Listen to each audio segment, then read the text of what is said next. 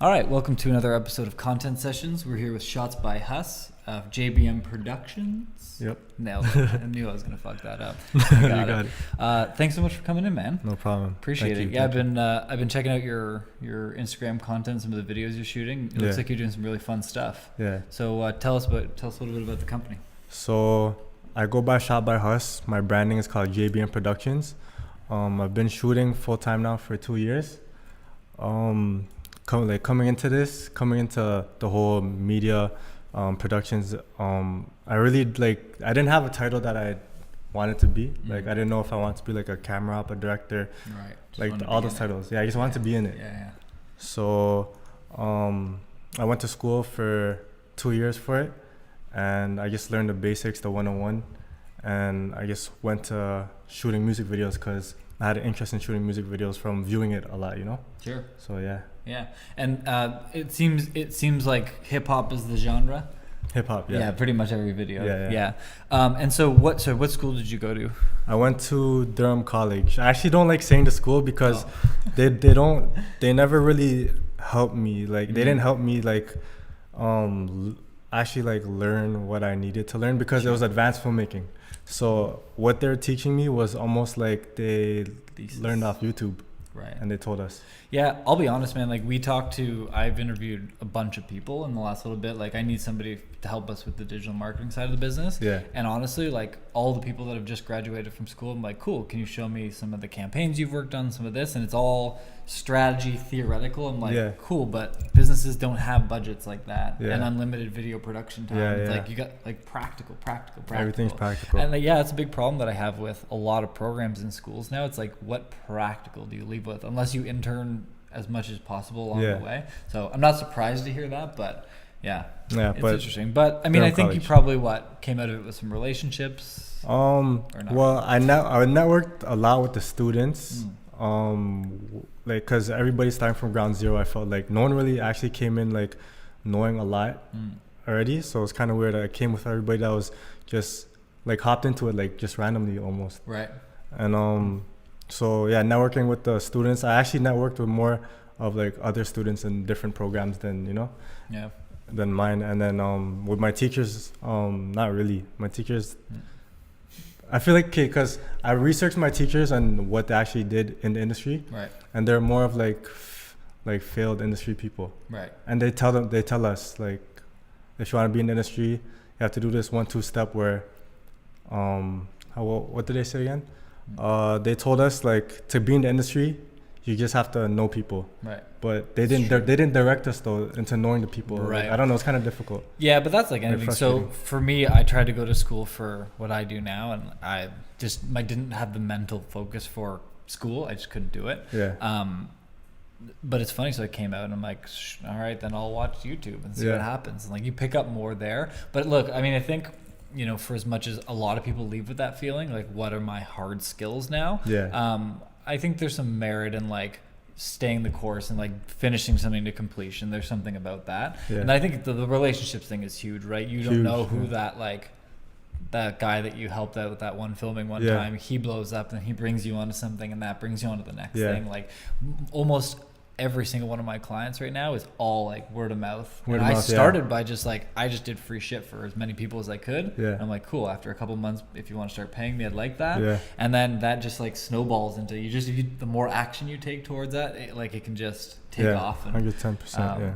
So tell me about how you, so you started the business up. Do you have a partner in it, or is it just you like own the business? The whole business is me, but I do have people that help me like behind the scenes. So whether it be like behind the scenes photography, like a creative director, a producer. I mean, like everybody that I'm with, we all play a part. We don't really have a title, right? So yeah. Mm-hmm. And I think your generation more than anything now is like, I don't fucking care about title. Do I get to do what I want to do? Yeah. There's a lot of people that my age, and especially in the older, like the 45 plus that are like super fixated on like, no, I won't take that role unless it has this name on it. Like, who the fuck cares? And you know what? That mostly comes from people that are doing shit they don't want to do. Yeah. then if I'm gonna be stuck with this, I want the prestige of you saying I'm this. For sure. And if you're loving what you're doing, you don't give a shit what the title is. Yeah. I don't even introduce myself as a founder. Yeah. I'm just like some marketing guy. Yeah. That's it. Like I don't see the merit in title. For the most part, there are some instances where you need it, but yeah, it's a good way to think about it. And then, so from the business development side, all you? Yes. Yeah. So everything business is me. Everything, everything behind the business is basically me. Still. Yeah. And so how did you get your first couple clients? My first couple clients. So the first client I ever had was one of my classmates because it was for a class assignment. There you go. And so it's for a class assignment, and I knew after I did this video, I had something under like my belt, under my profile, and I can promote myself as a director, even though the title thing, like I wasn't a director yet, you know? Right. So so after I did that video, I posted it on Instagram, and then from there, I just promoted myself through Instagram and got my clients. Got it. And so when you say promoted yourself through Instagram, let's break that down a little. So that's you sharing the video out to people that you're targeting, or do you run like a bit of an advertisement on that? Do you like do paid ads on it? From when I first got on Instagram, there was no ads. So I'd like go into people's DMs and be like, check out my newest video that I just shot. I'm willing to work for, a certain value. Love that. Yeah. Yeah. So that's how I started. Awesome. And now are you finding a couple years in with a bunch of videos under the belt, are you finding that there's a good amount of people that come to you, or are you still doing a lot of outbound? There's a lot of people coming to me now. I'd barely go into people's DMs unless they're like a more known name. Right. And I want to reach out to them, and they're always busy, and like that's fucking great, man. That's such a happy place to be, where people like seek place. You out. Yeah. Right? It's very fulfilling, and congratulations, man. Thank you. That's really good. So what's next? So right now, mostly hip hop music videos. How many music videos have you done total? To be honest, I lost count, but I'm pretty sure it's like over 70 plus now, 70, 80 plus. Shit. It's a lot of video. Yeah, it's a lot of editing time. I bet. And are you the editor? Or I edit too. Got it. So I don't know, it's like 14 plus hours on editing on every video. It's crazy. Yeah, I bet. Yeah. Crazy. And so we were talking a little bit before about you're kind of shifting your mind in terms of the types of clients you want. So let's talk about where you're going. Like I guess first of all, like what's your real goal with the business? Do you just want to like have something that's like your lifestyle brand where you can make some great money and the people around you can have some fun? Do you want to build it up? Do you want to sell the company at some point? Like where's your head at with it? So I don't want to sell the company at all, because JBM, it's my first name, last name, Media Productions. So it's just me, solid, like, you know. Yeah. But I do want to like create a business out of it where I can hire people to shoot for my like brand, and where I don't have to be shooting anymore, But I do love shooting. It's just, it's too much for me to do all the shooting, the editing, the scouting, like everything, you know? Yeah, for sure. I just want to like... And have you tried to kind of go down that path? Have you brought people in to like go under your tutelage, or you haven't really experimented with it yet? I kind of experimented, but it's harder for me because I try to look for people with like the same work ethic or the same like hunger to do it. Yeah. And like, I get it, like people are stuck in their lives. Yep. So it's hard to do it. So it's been hard for me to actually find.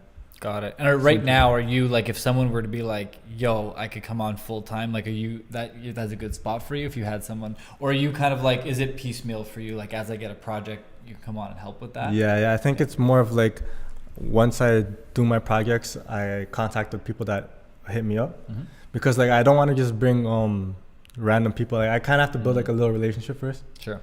And then cool. And so in terms of like the team right now, or is there kind of a formal team, or is it kind of every project kind of brings together the right people? Is that kind of how it works from project to project right now? Like I have like a solid like 3-4 people that come with me to shoots, but it's not like formal as in like, what do you mean as formal? Like they're on everything, or is it like as the projects come up, these are like your main guys that you cherry pick for? Yeah. So I have like 3-4 people I choose who comes, because usually the projects don't take more than like two 2 people, 3 people. Okay. So yeah. Okay. Yeah, one thing I'll suggest, and it's really hard to do, so I've had to go and do it for other businesses from the consulting side, and I've done it for a couple of my own projects and companies. One important thing when you're trying to bring somebody on, it as the founder, and where like when your heart's on the business, it's your name, like it's everything for you, right? It's like your baby. One thing that's really hard mentally to get around is like someone comes in and you're like, cool, but you start explaining something and you're 3 or 4 steps ahead. You don't realize that you are, but you're like, no, but you should know this because that's what I know. One thing that's really challenging from the leadership side and as you're trying to build a team under you is taking steps back and really itemizing and detailing every process. Okay. So what I mean by that, so I'll give you an example. We do like email marketing, right? So we collect emails. First of all, we make a profile of who those people need to be. Who are we trying to contact? Make a persona for them. Then we make a list of like, here's the people we want to try and get. We compile that into an actual list, first name, last name, email, job title, whatever. Then you got to write copy, and then you got to put it into a system. You got to test it. You got to figure out where the links are going to go. So there's a lot there. But to me, that's all part of it. I already know all the steps in my brain. So one suggestion that I'll give you that's worked for other people and for myself is break down every process. Start at like the beginning from like ideation, from like how I even start to think, first I go on Rap Chat and I go listen to beats, or first I go onto Pinterest and I look at whatever the way your process is, figure out how to detail every single little nuanced step, more than you could ever possibly fathom writing every single step. Because what that will help you to do is help you to see from how you've explained it in the past, oh shit, like I didn't even think that this was a step. But there's like 8 things before the first thing that I've been explaining. So that kind of, you know what I mean though? That can get like lost in translation explaining it to someone new. And then make sure that process is dumbed down as much as possible. And what I mean by that is I will give my processes. So for an email marketing campaign, there's about 40 steps. 40? Yeah. And that's from conception to strategy, to like I hit go and it hits people's inbox, right? So those 40 steps need to be understood at its simplest. Because if you bring someone in who grew up a certain way or was educated in this process a certain way, they might not know each thing. But what you have to be careful of is, and when you got people that are employees or people that are working under you, they don't want to sound like they don't know what they're talking about. So you will sometimes get people that are like, I got it. And they're like, fuck, I hope I understand that by the end.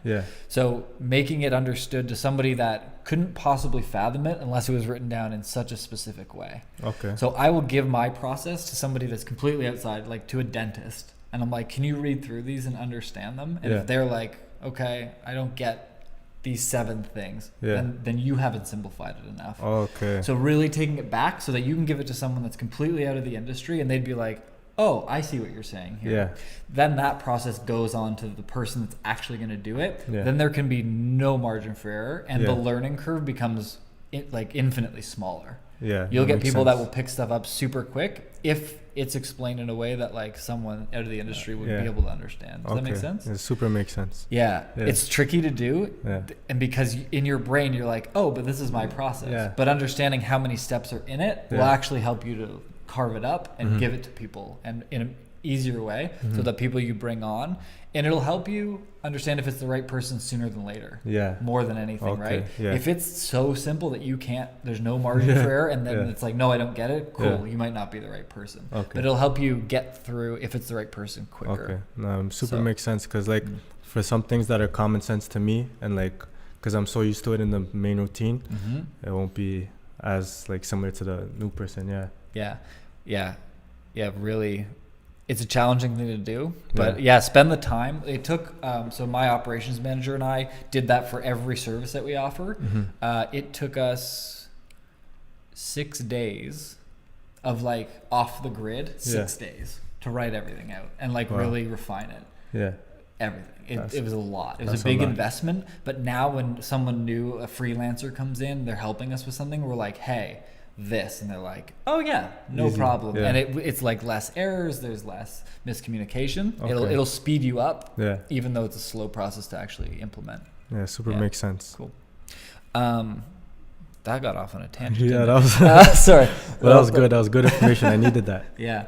And so so we've got the hip hop videos, and you were saying that you're trying to kind of find some different avenues, find some different content to be shooting. So yeah. Tell me a little bit about that. So as we spoke about, I do a lot of music videos. Mm-hmm. I get like small opportunities from people watching my music videos that like basketball, like I'm starting to do basketball videos. So it's almost like they have like their basketball lessons for the youth and communities, and like I just shoot behind the scenes, and I make like a highlight out of it. Or like a promo clip. Like promo commercials. Promo commercial, yeah. Got it. Yeah, so I'm starting to like that, and I'm also trying to do like a lot of business videos, like just the commercial promo side. Got corporate videos. Corporate, yeah. Yeah, okay. And have you kind of shot some of those? I shot a couple, but I feel like what I'm getting comfortable with is how I shoot these commercials and promo videos. It's almost just like how I shoot my music videos. Right. So it's kind of like clashing together and becoming something different, which they like. Yeah. But at the same time, I don't know. Corporate videos that don't suck. Yeah. Because a lot of them are horrible. Because they're just like boring and simple and like, you know? Right. Yeah, that's a great, I mean, there's a lot of room for improvement in that industry. Yeah. I don't know about the basketball side, and I'm sure there is. I just don't know it as well as corporate videos. Man, corporate videos, they can be really challenging. And I think you bring a certain flavor. So the way I would think about that is the same way that you started from the ground with the music thing. Hey, I'll come in and do some. Hey, I'm DMing you to show you what it is. Yeah. You will have to do that process again. Yeah. Yep. Yeah, I'm thinking about it right now. Yeah. It's like it's 100%. But I think you can, I have some techniques that we use that will help you maneuver that quicker. So what I would do is I would think about emailing people that are like the decision makers in the corporate world. Yeah. Like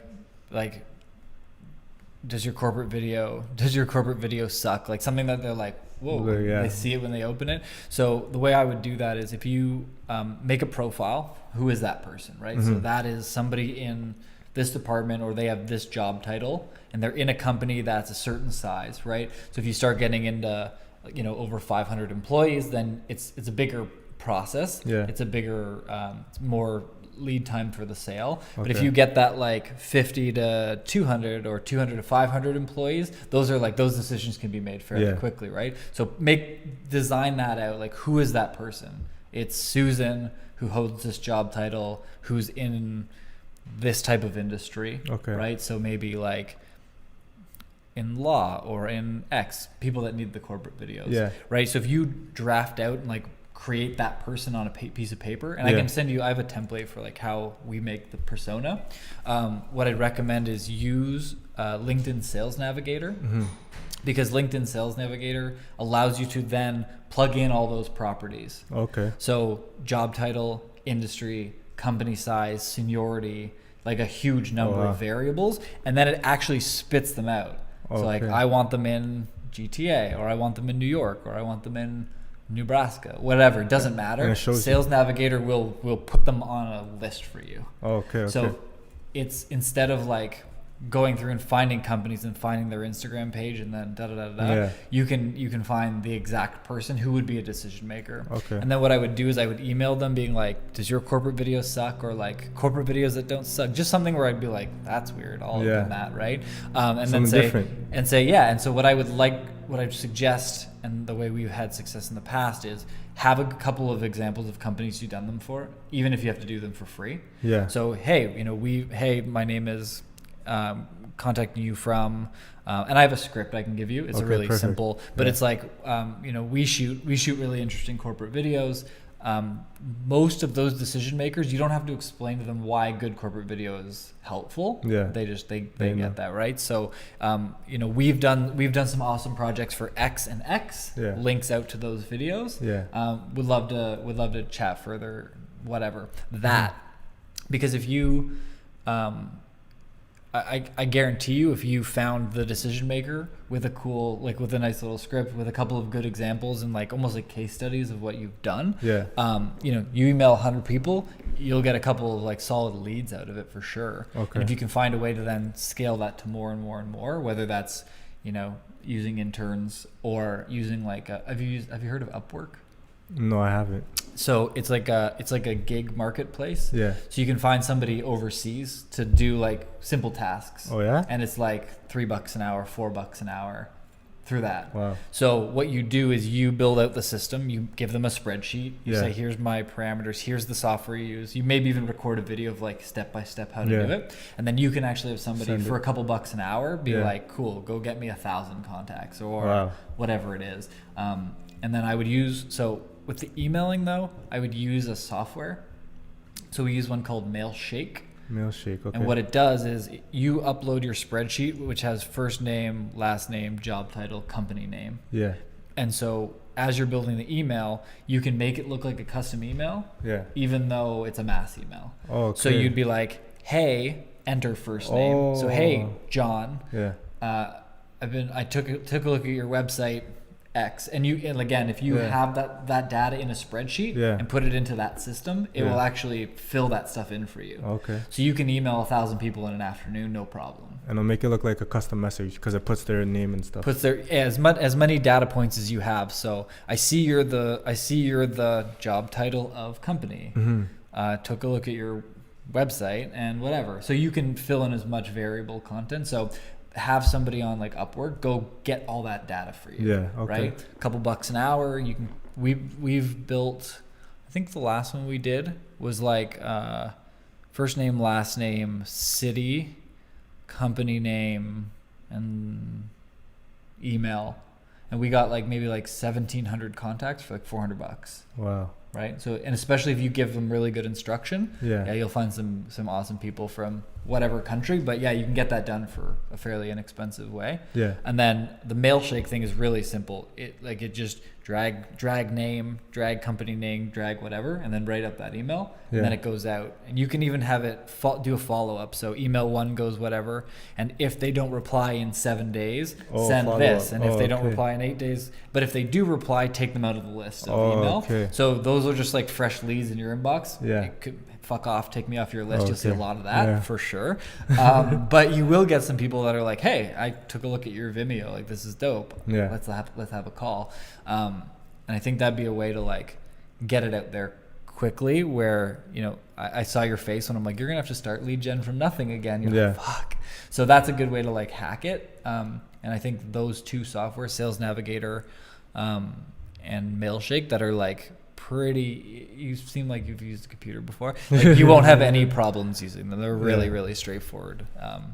So yeah, I think that'd be a good way to like get a shitload of eyeballs on it. I have a quick question. So, as a viewer, do you view music videos like often, or not really? I have a couple of hip hop artists as clients, so yes. Yeah. I would say like 5 to 7 a month. 5 to 7 a month. That's probably probably where it caps out.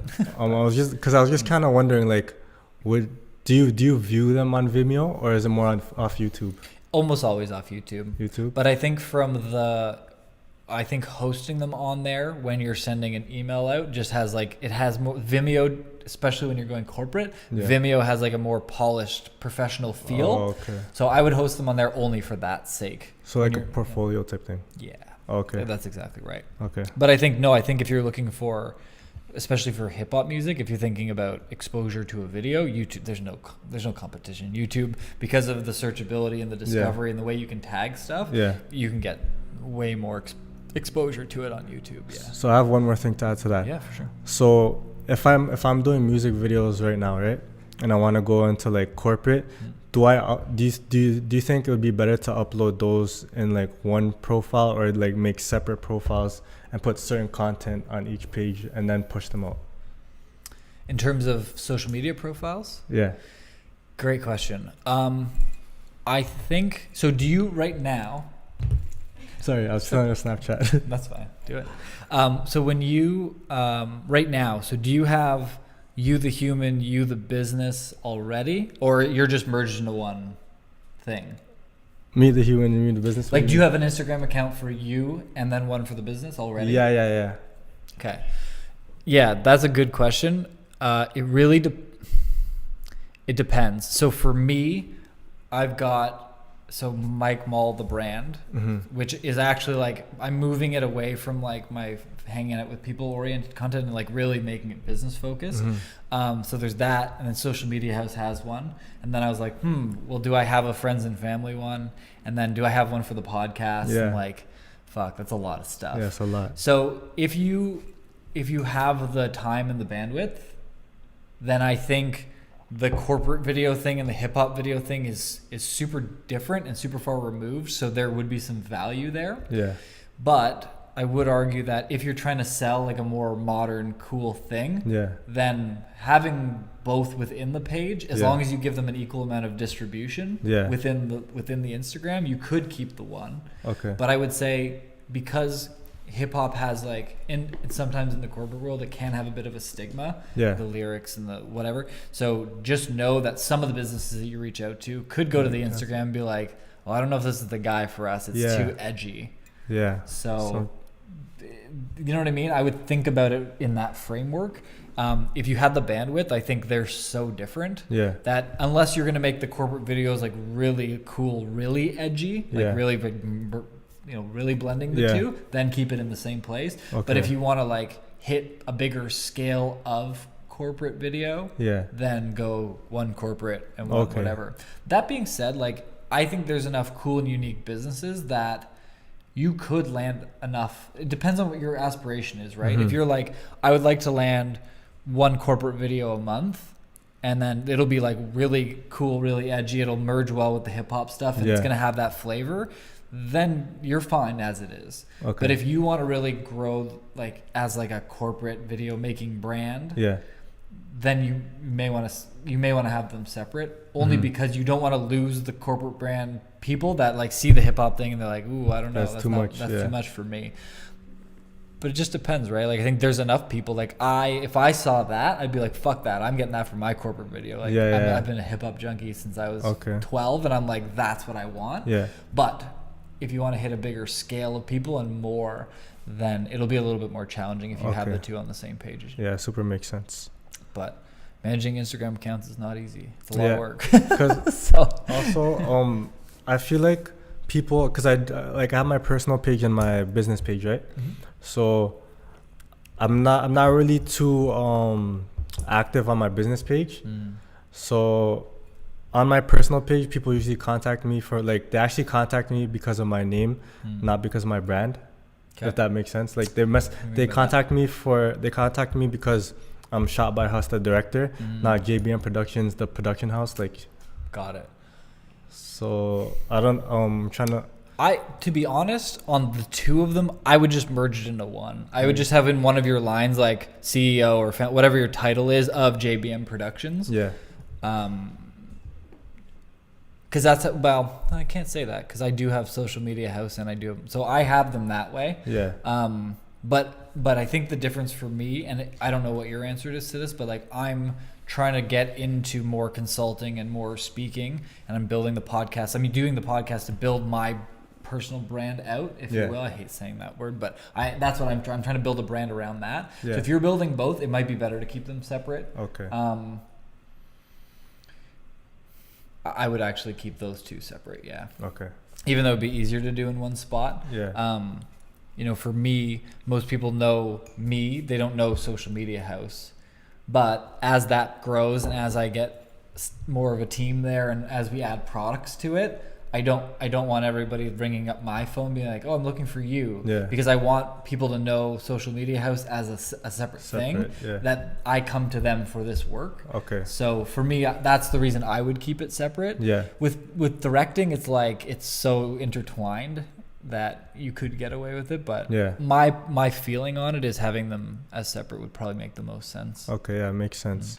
Because I feel like I want clients to hit JBM Productions and not just look for me and see who else is under the team to like pick specific jobs. Yeah, absolutely. And that's where your brain has to be when you want to expand and grow. It's like, I know people are going to, and it's the same thing for me. Like, I know when the phone rings for us, it's like, ooh, I need Mike to do this strategy. Yeah. And I've got somebody that can do the strategy, but like, they want me. They want you, it's the same thing. They want you, but it takes a long time. Like, you know, in my next 3 to 5 years, I'd like to remove myself from that but have the personal brand side going. But it's going to take it's going to take another 3 to 5 years to remove myself from my phone ringing and everyone wanting the answers from me directly. Yeah. Because that's how startups work. Yeah. You make something and people are like, oh, you're the one that made it. I need to talk to you. Yeah. But as you build out those systems and you have people that can do what you can do, even if it's never going to be the 100% best the way that you do it. Yeah. But you get people that you're confident in, that you got a good relationship with, that can do it pretty high level, and you still feel like it's a good product. It'll grow into that. Okay, perfect. But yeah, keep them separate. Okay. Build both names together, because the quicker you can remove your name, the quicker you can grow it in a way where you're not shooting it all day every day, if that makes sense. Yeah, it makes sense. Yeah, cool. Yeah, so I think we talked. Yeah, so lead gen. I think that's the idea that I would use. I mean, you can run paid ads, right? But I think from the bigger picture standpoint, and we've been running them for different agencies and photography company, and we just did like a big batch of ads on LinkedIn and like got a lot of views. It got some traffic to the site, but I'm like, I would just rather find out the person who would make the decision, be like, hey, do you need this right now? Yeah. I'd like to start talking to you about this. Yeah. Then it's like an easier yes or no. And I think from a cost perspective, you're going to be on the better side by doing that than running a bunch of Instagram ads and stuff. I still think you should run some ads on your content just to get following. Yeah. I think if you've got cool pieces, like you have so many cool pieces of video that like you could grow it just, you could grow it and grow some name around the brand of like, you know, you have X amount of followers. When you post, a certain percentage of them see it. And if a bunch of people are interacting with it, it goes into discovery, and you get a little bit. With an ad, you're like, I want people that are fans of this hip hop artist and that hip hop artist to see this video because the music kind of coordinates with it, right? That's like a great blend of that's the person that's going to share it, and then it's going to make it. It doesn't mean it's going to go viral. I just think it brings a lot of attention to the brand for a fairly cheap price. So you can spend $2-3 a day and just let a post run on an Instagram ad for like months and months and months. Okay. And it can get like my podcast ad right now. I was running it at $5 a day to people that like follow other people that are similar to me in terms of like business personalities, because I don't really have a name, but there's people that I feel like my content's kind of similar to. So I'm targeting fans of theirs. And so at first it got up to like 700 or 800 likes, and then I throttled it back to like $1 a day. Yeah. And now it's like, I don't know how many it's at, but it gets me like maybe like 10 to 15 new likes every day. Okay. But that ad running for months and months and even a year, like eventually it's going to have 10,000 likes, and then it could pick up steam on its own. Yeah. Whereas organic content doesn't have as much opportunity to get there. Okay. Yeah. So spending a little bit, again, even if it's like $1 a day on a couple of like your really cool posts. Yeah. I think there's some value there. Okay. But I think from like the real business development standpoint of like, I want to get more corporate people. Yeah. I think that's a simpler and more affordable way to reach them. All right. Yeah, sounds good. Any other thoughts? Any other questions? Wait, let me check my phone quick. Yeah, for sure. My notepad is my save place as well. I have everything in there. I told you about outside of social media. Let me see.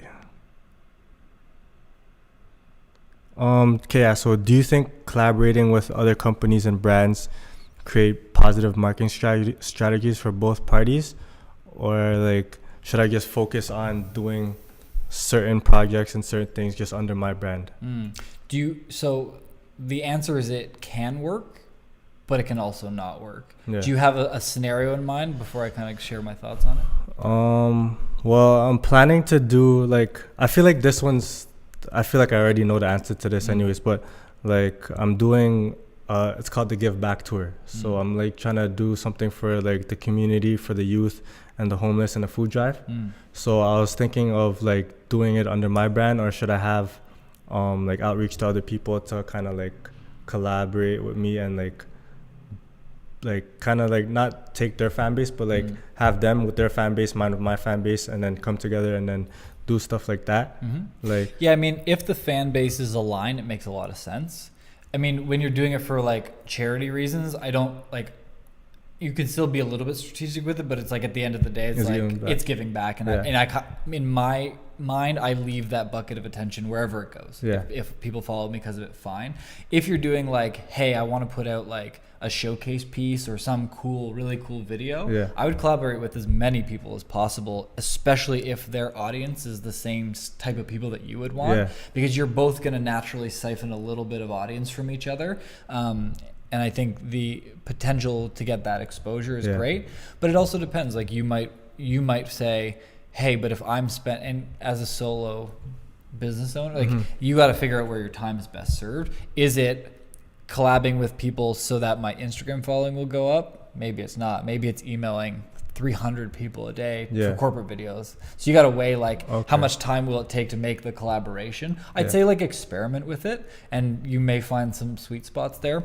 I would say if you're trying to drive general awareness to the business and you're trying to increase your following, then yes, it's a great spot to play. But is it going to create lead generation in the space where you're trying to get more business? Not so much, right? Like I think that plays more in like the hip hop music creative space, the collaboration stuff. Maybe there's some collaboration for corporate that exists. I don't really know. It doesn't sound the same way in my brain. Like I'm trying to think about how that would work. For the giving back though, that's just like an upcoming project. Like I don't like the what I get from that is just like it's like with me, like it's not really like to get fans out of that. Like it was just a example. So I get it. I was just saying. No, it's good. And I think, if you can find the right thing, like if some big super relevant important brand, if they reached out and they're like, hey, I like the style that you shoot, and then you'd be like, cool, why don't I come and shoot video for free at your next whatever? Like I would do that all fucking day, right? Because then your name is going to be attached to something from a bigger company with a big audience. So yes, I would say, if it's just a matter of giving away your time to potentially get audience like that, and you have the time to do it, all day, every day. I go, I'll talk at different things. Like I'll talk for free. I actually give like hour-long consultations on like how this works and how that works. If it's the right business where they're going to be like, man, that guy was so nice for doing that. Because they might not hire me for something, but the next time, oh, my buddy is looking for this. Oh, I know this guy, Mike, he does that. Like that's a lot of our business is like I've given out time and energy to stuff, and then someone's referred or someone's like, oh, this guy, Mike, he knows about that thing. Like it just drives business because it's just good, whatever you want to call it, juju or something. But I do think that's a good play. Okay. Yeah. Cool. Yeah. All right, man. All my questions. Awesome, man. Well, do you want to give a little shout out to your new brand you're repping? Shout out Shoebox Mentality. They have some nice, clothing apparel. They got hats, hoodies, t-shirts. They have a good what do you say? I was like their meaning, their motto and everything is like very close to me. It's Shoebox Mentality. It's like basically having like a hustler's mentality. Right. Usually like hustlers, they don't like really, when they save their money, they don't go to banks, they put it in their shoebox. Right. And like it's like starting from ground zero and just like working your way up and understanding like the process of yourself and becoming that like hustler in you, Like, nice. Yeah. I'll be waiting for my hat in the mail. Thank you. All right, man. Well, thanks for stopping by. It's super nice to meet you. Thank you. And nice meeting you we'll do it again sometime. For sure. Cool.